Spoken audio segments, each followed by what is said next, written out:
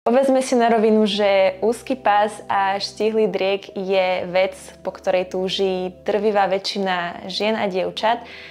Avšak okolo tejto problematiky a témy sa neustále točí ešte strašne veľa mýtov, dezinformácií a polopravd. Na internete nájdete rôzne odporúčania, ako sa dopracovať k úzkému pásu, cez rôzne diety, zázračné suplementy alebo nejaké konkrétne cvičenia na chudnutie a teda spaľovanie tuku práve z oblasti brúška. Propagujú sa, alebo teda aspoň viem, že v minulosti sa propagovali rôzne sťahujúce korzety. Dokonca som sa stretla už aj s tým, že existujú rôzne prístroje, ktoré by teda mali údajne cvičiť za vás a teda spaľovať tuk.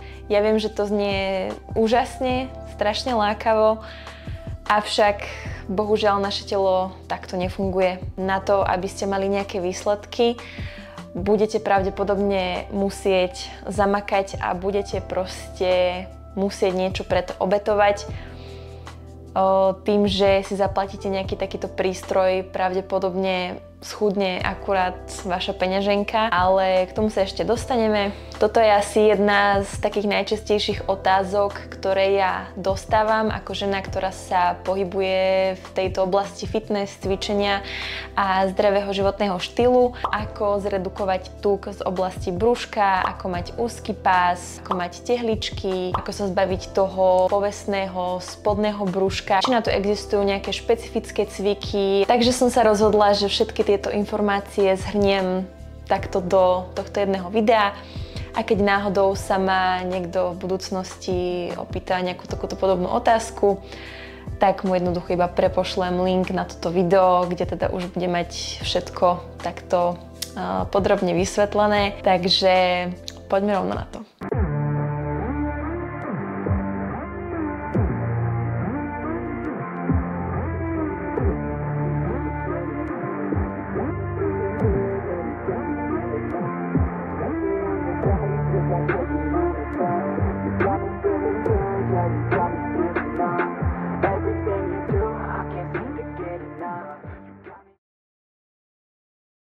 Keď sa pozriem na svoje začiatky v cvičení, tak sa úplne nedá povedať, že by som mala vyslovene nejaké predispozície k tomu mať úzky pás.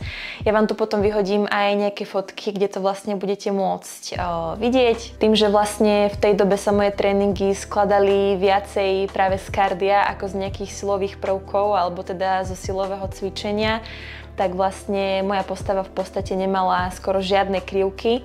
Ja som bola viac menej iba proste chudá palička, bez gramu svalu, to znamená, že tá postava proste nemala akékoľvek tvary. Takže týmto len vám chcem vniesť vlastne takú nádej, že pokiaľ nemáte úzky pás, tak to nie je niečo, s čím proste nedokážete pracovať a čo by teda malo byť nejakým spôsobom nezvratné.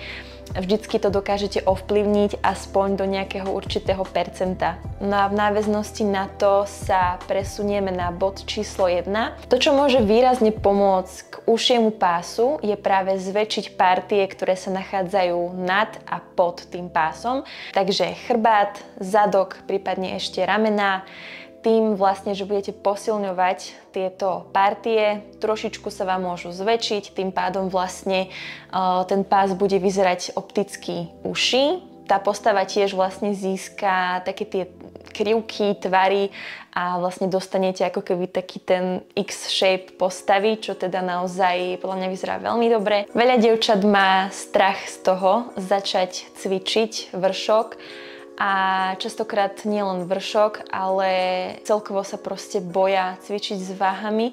Jednoducho sa boja, že po jednej, dvoch sériách s nejakými jednoručkami dvojkilovými sa z nich stane Arnold. Tak potom robia radšej iba kardio, celý čas vlastne vo fitku trávia len na tom páse. Tohto sa absolútne bať nemusíte, pretože naše ženské telo neprodukuje toľko testosterónu, to znamená, že pre nás je o mnoho zložitejšie naberať tie svaly, ako si množstvo žien práve myslí.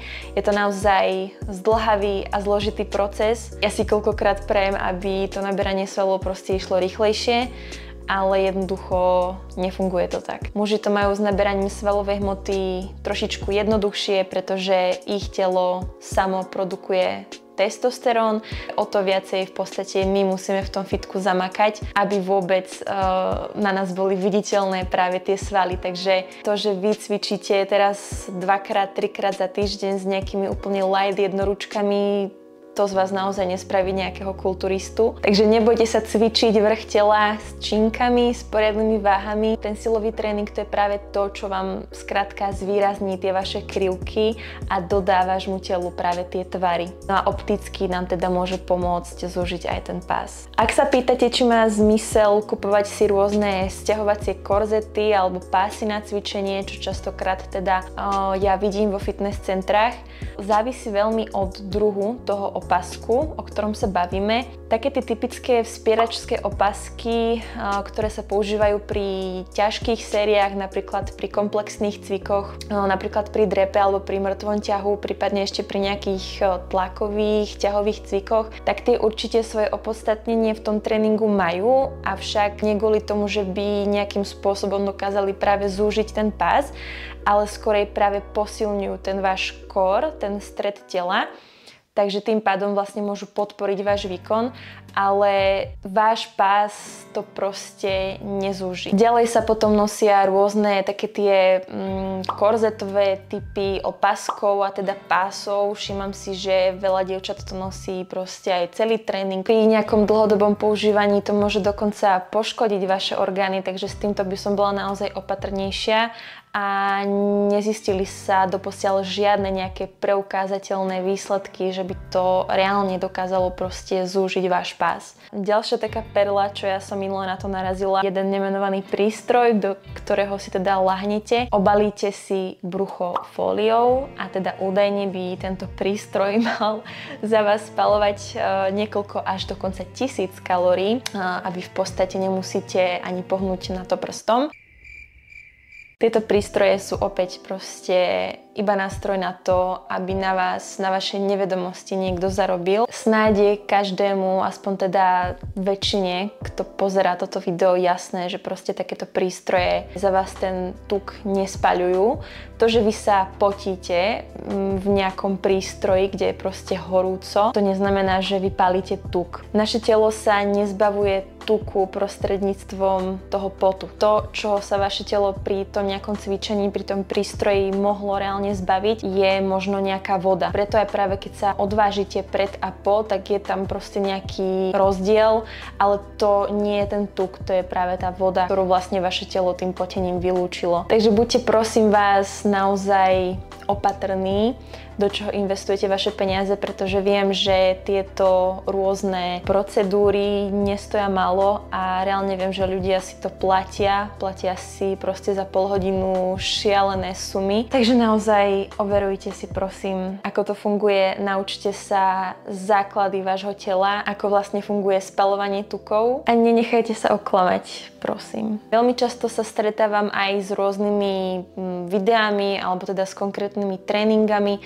na palenie tuku z brúška. Údajne by ste mali týmito cvikmi vlastne redukovať ten tuk z tejto danej partie. Či už sú to stehná, alebo je to práve to brúško, alebo páže, boky, čokoľvek. Proste každý človek má nejakú svoju problémovú partiu, kde sa mu teda toho tuku drží trošičku viac. Ja si pamätám, ako som kedysi každý večer trávila v mojej izbe s brúšakmi, že som cvičila aj nejakých 30-45 minút čisto brúšaky, lebo som si niekde prečítala, že proste je to najefektívnejší cvik na to spaľovať tuk práve z oblasti toho brúška. Tým, že vy budete cvičiť nejakú určitú partiu, tým vy dokážete jedine ten daný sval posilniť. Vy nepálite ten tuk. Tým samozrejme nechcem povedať, že nemáte cvičiť niektoré dané partie, že cvičenie nejakých brúšákov alebo nejakých skracovačiek na brucho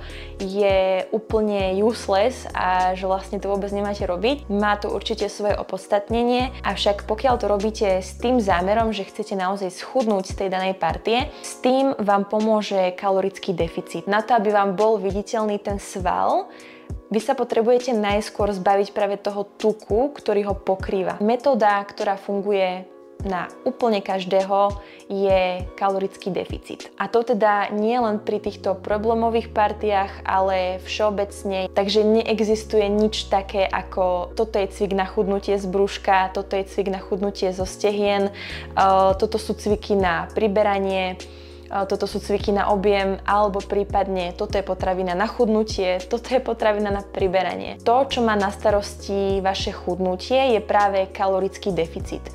To, ako si vypočítate svoj kalorický deficit, na to vám prihodím sem dolu do popisu link na môj podcast, na jednu moju epizódu, ktorú som teda natáčala a máte tam naozaj krok po kroku vysvetlené, ako sa dostať do kalorického deficitu, ako si vyrátať váš kalorický príjem pre určitý cieľ, či už je to priberanie alebo je to chudnutie. Kalorický deficit je proste taký úplný základ, ktorý funguje úplne na každého. Takže nie je to o tom, že na vás proste nič nefunguje, že priberáte zo vzduchu, proste nedodržiavate ten režim, nie ste dosť pravdepodobne v tom kalorickom deficite. Vaše telo pravdepodobne nedostalo žiaden impuls na to si stiahnuť do tých tukových zásob. A taký najväčší problém je častokrát to, že ľudia sú strašne netrpezliví, oni chcú tie výsledky hneď, dodržiavajú nejaký ten režim týždeň, potom ďalší týždeň s tým prestanú, potom sa k tomu zase vrátia a vlastne na konci toho mesiaca, čo reálne dodržiavali možno 3-4 dní, to zaklincujú vlastne tým, že povedia, je to genetika a kašlem na to. Z časti je to pravda, pretože naozaj pri niektorých ľuďoch sa môže stať, že budú najskôr ten tuk redukovať práve z toho brúška. Pri niektorých ten tuk odchádza najskôr zo stehien a tak podobne. Lenže naše telo proste nefunguje takto lusknutím prstu. Vy potrebujete byť aspoň nejaký ten čas v tomto nejakom danom nastavení. No a týmto vlastne premostím k ďalšej takej otázke, s ktorou sa strašne často stretávam. A to je práve to, ako vlastne docieliť, aby sme zároveň dokázali redukovať tuk z toho brúška, ale zároveň treba ponechať ten tuk na nejakých ostatných želaných partiách, ako napríklad u žien je to najčastejšie ten zadok. Pokiaľ chudneme, vždycky chudneme z celého tela, avšak opäť do toho vstupuje proste naša genetika. Niekto bude skorej ten tuk redukovať z brúška, niekto zo stehien. Takže my si proste teraz nemôžeme vybrať OK, tak teraz na tom brúšku chcem tuku menej, na zadku chcem viac. Predstavte si, že máte napustený bazén, to teda môžeme prirovnať k nejakému tomu chudnutiu. Ten bazén, ktorý je naplnený vodou, predstavuje nejaké určité percento vášho telesného tuku. No a my vlastne, keď by sme chceli vypustiť ten bazén, redukovať vlastne ten tuk, tak my nedokážeme tú vodu vlastne odstrániť iba z jednej nejakej určitej časti. Proste tá voda pôjde postupne z celého toho bazéna preč. Ale práve to je to, čo som spomínala v tom úplne prvom bode. Ako náhle vy vlastne naberiete svalovú hmotu na tom vršku tela a na spodku tela, tým vlastne dosiahnete to, že tie ramená, ten chrbát, ten zadok bude v porovnaní s tým pásom o čosi väčší. Takže vy napríklad aj keď schudnete ten tuk, tak proste budete mať trošičku viacej tie krivky na tom zadku, viacej proste ten chrbát do takého väčka, takže opäť je tam vlastne ako keby taký ten optický rozdiel, že vlastne ten pás je užší. Opäť nám z toho vychádza len to, aby ste cvičili silovo, takže nebojte sa cvičiť silovo. Takže za mňa je úplne najlepšie si navzájom vlastne tie fázy prestriedať a naučiť sa z každej tej fázy proste profitovať. Takže zaradiť nejakú najskôr naberaciu fázu a vlastne následne prejsť do tej rysovacej fázy. No a ja tu teda ešte poviem taký môj názor, teda ako to ja vnímam. Tie tehličky na bruchu s nejakým extrémne nízkym percentom tuku na tele tiež nie je niečo, čo sa dá udržiavať dlhodobo. A hlavne pokiaľ ste žena. Na správne fungovanie vašich hormónov je potrebné nejaké určité percento telesného tuku, takže zase byť non-stop vysekaná počas celého roka tiež nie je úplne ideálne a nie je to úplne zdravé. Muži si to z hľadiska tých hormónov môžu dovoliť o trošičku viac, teda oni môžu mať to percento tuku nižšie, avšak tiež určite nie dlhodobo. Strašne veľa žien sa zameriava len vyslovene proste na to brúško, na to spodné brúško a berú to naozaj ako taký najväčší problém, čo to ich telo má. Je podľa mňa fajn si zvážiť, či vám reálne stojí za to sa roky naháňať za nejakými vysekanými tehličkami práve skrz tie dlhodobé diety. Takže je rozhodne lepšie si práve ten režim nejako rozkuskovať, nejako rozumne mať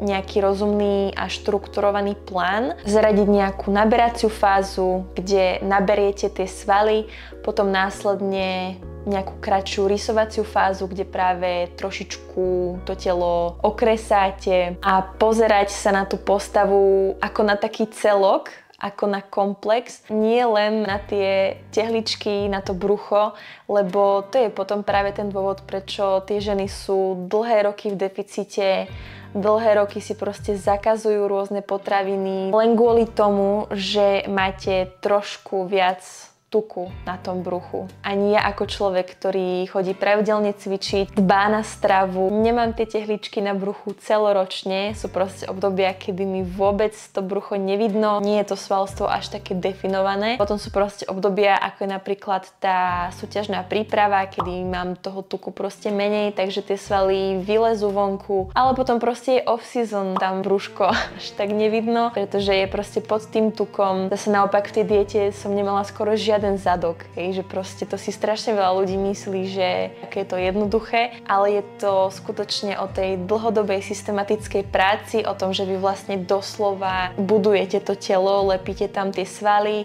lepíte ich vlastne na tie miesta, kde to potrebujete, potom zase zaradíte nejakú rysovačku, ten tuk vám odíde, potom vlastne opäť znovu sa púšťate do toho budovania, takže je to proste taký dlhodobý proces a verím tomu, že čím dlhšie sa tomu budete venovať, čím dlhšie budete na tej postave pracovať, tým viacej sa vám to možno zapáči a nebudete to už brať ako nejaký krátkodobý cieľ, že teraz chcem schudnúť z toho brúška a potom už vlastne budem spokojná, alebo pravdepodobne nebudete spokojná. To je vec proste, s ktorou sa musíte zmieriť. Keď už raz začnete cvičiť, tak už nebudete spokojní, ale minimálne už si budete dávať aspoň také dlhodobejšie ciele a budete na to vaše telo pozerať ako na taký celok. No a sme na konci tohto videa. Ja verím tomu, že vám tieto informácie, čo som teda spomínala, pomohli.